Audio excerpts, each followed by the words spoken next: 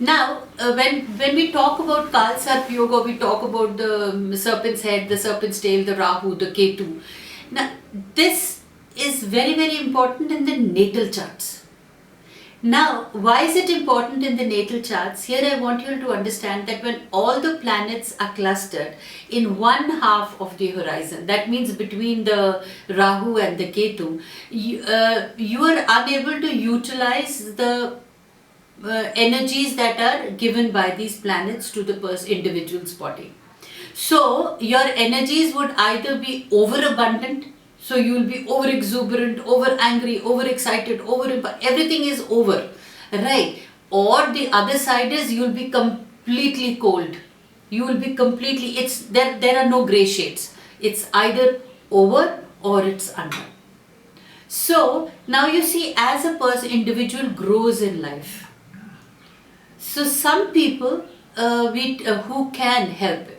Like in the Western countries, you can't have all these pujas and all done like we have it back home here in India. So what is the best way to overcome when your planets are situated between Rahu and Ketu is to not take any emotional decisions till the age of 27, in fact 30.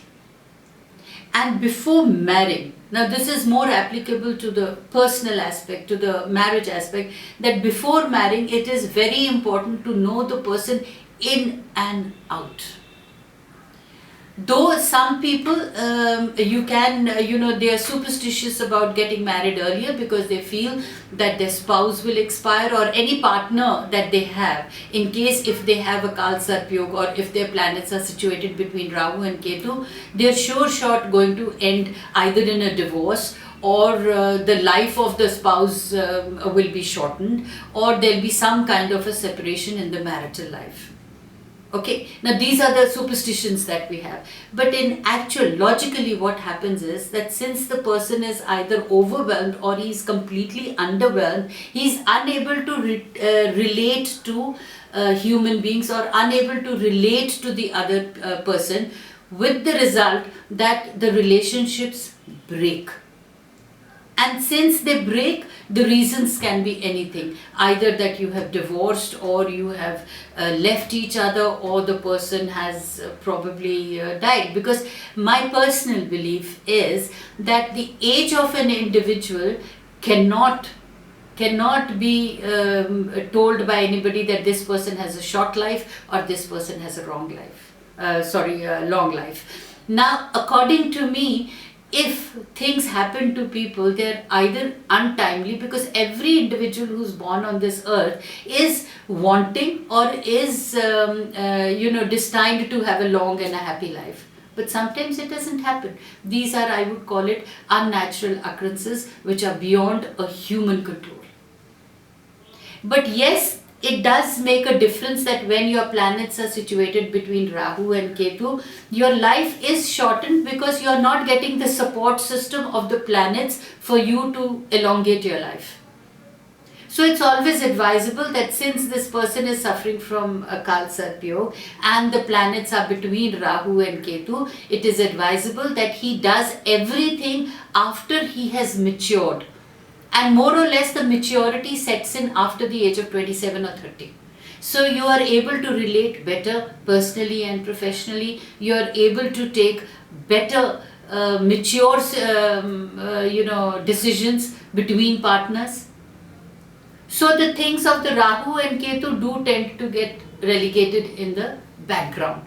The other option is that when we are sitting and when we have prescribed certain pujas. Now these pujas are basically prescribed in particular places. It can't be done in every place. Now those particular places are now where all the four energies, that is water, air, earth and fire, is balanced. And where are these energies balanced? It is the axis of the earth. And if you see that in the axis of the earth actually passes through India. And it passes through two main cities, which is Trimbakeshwar near Nasik in Maharashtra. The other one is Kalahasti, which is near Tirupati, near Chennai, that is in Tamil Nadu. And the third, which has three energies, though the axis is not passing there, but has three energies having the same kind of balance, is a place known as Pushkar, which is near Ajmer. Now, what is the psychology behind that when we are doing these pujas, or when these pujas are prescribed? What is the psychology? Why does the effect of the Rahu and Ketu suddenly diminish, or the Kaal Sarp yoga gets all right? Now, having done a thorough research in this, the psychology behind is that whenever you are sitting and meditating in a place where all these energies are balanced, and these Vedic mantras are taking place, which open up the chakras of your body, you know, your body, your mind, body and spirit gets detoxified. I'm sorry, not the spirit, but your mind and body gets detoxified.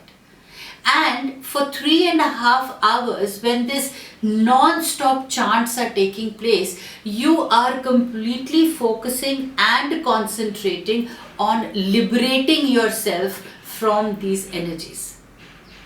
So psychologically, having practiced for 3.5 years, having practiced for 3.5 hours of wanting to liberate yourself, at the end of the 4th hour, your mind actually gets liberated. So it's something like when the mantras are going on by these pandits, your chakras do tend to get activated, and the chakras are some kind of blocked because you haven't been able to receive the energies when you were born. So either you mature up to a level after the age of 27 that you can do your rationalized thinking, or you get these pujas done so that your chakras are activated, your mind and body is detoxified, and you have completely concentrated on liberating yourself of taking independent thought, independent action, and being responsible for whatever you do in life, which eventually leads to health, wealth, and happiness.